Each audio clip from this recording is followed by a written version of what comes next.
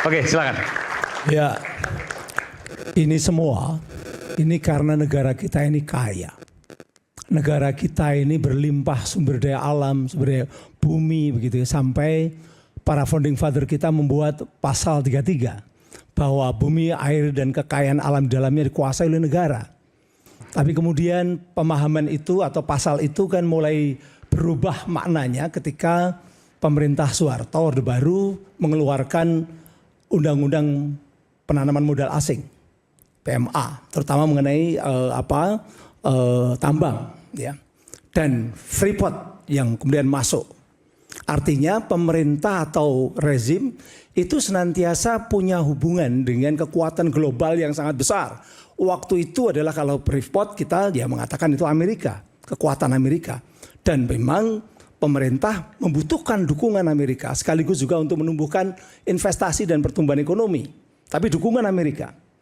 Nah sekarang nampaknya mulai juga terjadi bukan hanya Amerika.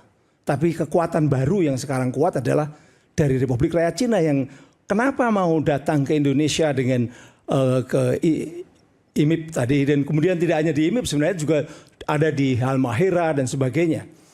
Ini semua adalah kekuatan-kekuatan global yang masuk. Nah artinya bukan hal baru gitu ya. Pemerintah dekat dengan memberikan keistimewaan apapun yang terjadi. Kenapa ada bandara? Itu keistimewaan karena di Morowali 40 km dari bandara IMIP ini ada bandara Morowali. Tapi kenapa diberikan juga yang di tengah-tengah? Hanya 40 km jaraknya. 40 km. Yang kenapa diberikan di tengah-tengah apa ini perusahaan yang kesulitan kemudian diakses oleh orang-orang luar atau katakanlah aparat pun kesulitan masuk karena ada di tengah-tengah perusahaan. Nah ini kan keistimewaan. Sekali lagi ini adalah keistimewaan yang diberikan oleh rezim yang dulunya kalau Pak Harto memberikan kepada Amerika, sekarang diberikan kepada RRC. Karena ini adalah yang tanda tangan sign waktu itu adalah presiden dengan presiden. Nah sekarang dengan konteks seperti ini perlu investigasi, pansus. Jadi harus diakhiri dengan negara ini harus clear ada apa. Kalau memang ada kekeliruan atau kesalahan atau pelanggaran hukum, ya harus penertiban, begitu kan?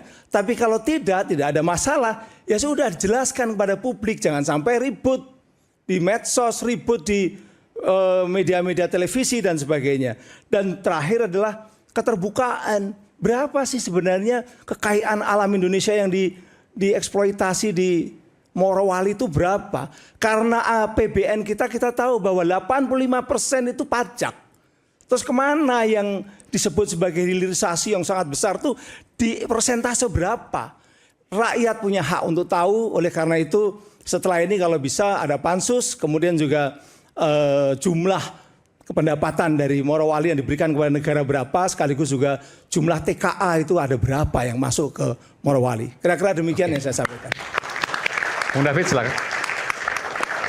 Ya, makasih. Pertama ini kan clear ya. Jadi tadi soal salah menyalahkan ya dari presiden ini ke ini sampai hari ini. Jadi clear bahwa jangan selalu mempelintir dan menggoreng seolah-olah semua kesalahan ke Pak Jokowi. Nah saya mau katakan ketika ditekan Pak SBY dilanjutkan oleh Pak Jokowi lalu kemudian dibenahin secara total di zaman Pak Prabowo. Hari ini ya bersama Gibran. Sehingga kalau bangsa ini mau besar memang harus ada evaluasi dari hari ke hari, dari waktu ke waktu, dari pimpinan yang awal berlangsung kemudian pimpinan yang baru. Dan kita memberi apresiasi itu. Cuman mungkin yang pada satu sisi ini seolah-olah menjadi kekisruhan publik ya. Tadi terkesan dari diskusi kita ada perbedaan dari Menhan dengan Menhub, Wamenhub. Bahkan juga saya catat ini dari Aster Kasau ya. Marsda TNI Palito Sitorus mengatakan nggak ada pesawat di sana, pesawat asing ya. Itu artinya tetap dalam pengawasan dari sisi ketahanan udara kita bahwa nggak ada pesawat asing yang masuk ke Morowali. Nah itu clear. Sehingga mungkin kata kuncinya adalah memang posisi-posisi strategis di dalam kabinet itu harus berbicara secara bijak. Contoh misalnya Pak Menhan dalam hal ini kan ini jabatan yang sangat strategis, triumvirat ya. Kalau negara ini ada dalam sebuah masalah besar, maka yang akan mengambil alih kekuasaan itu adalah Menhan, Menlup, Dan Mendagri. Menlu dan Mendagri. Sehingga betapa strategisnya Menhan ini, sehingga mungkin kalau saya ingat dulu ketika 5 tahun Pak Prabowo sebagai Menhan itu luar biasa, hampir tidak pernah berbicara hal-hal yang menjadi sesuatu yang dikritisi publik. Kita ingat ketika misalnya Pak Prabowo saja menawarkan proposal ke DPR RI ketika itu untuk anggaran pertahanan. Lalu DPR meminta, tolong diurai ini Pak. Kata Pak Prabowo, saya nggak bisa detailkan ini karena ini soal rahasia negara. Terhadap besarnya anggaran yang diajukan proposal ke APBN waktu itu ke DPR RI. Artinya apa?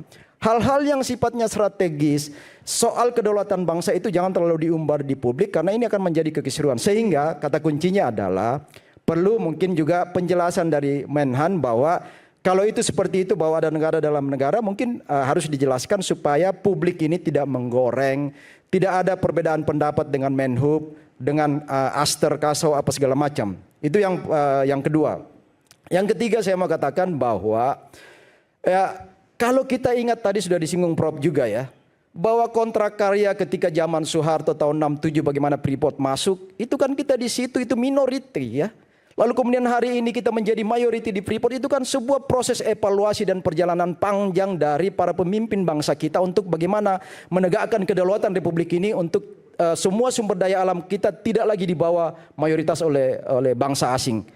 Sehingga kalau di Morowali masih ada kurang-kurang, itu sesuatu yang sangat-sangat wajar dalam proses sebuah investasi asing. Itu sangat wajar. Makanya kita beri apresiasi kepada pemerintahan Pak Prabowo Gibran ini untuk melakukan pembenahan di seputar bagaimana investasi IMIP itu, Morowali itu bisa memberikan dampak yang nilai tambah yang luar biasa bagi APBN kita, bagi masyarakat Indonesia. Jadi jangan dinafikan bahwa nggak ada manfaatnya. 85.000 tenaga kerja, anak-anak muda kita yang bekerja itu jangan dinafikan. Transfer knowledge yang saya bilang itu, transfer teknologi jangan dinafikan.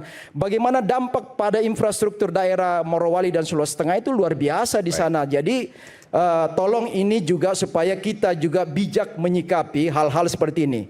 Baik. Yang terakhir dari saya, saya mau katakan bahwa saatnya lah kita memberikan kewenangan seluas-luasnya kepada pemerintahan Prabowo Gibran untuk melakukan penataan secara baik ini, sehingga ini jangan digoreng liar ya, sedikit-sedikit salahnya ke Pak Jokowi, sedikit-sedikit salahnya pemerintah apa segala macam.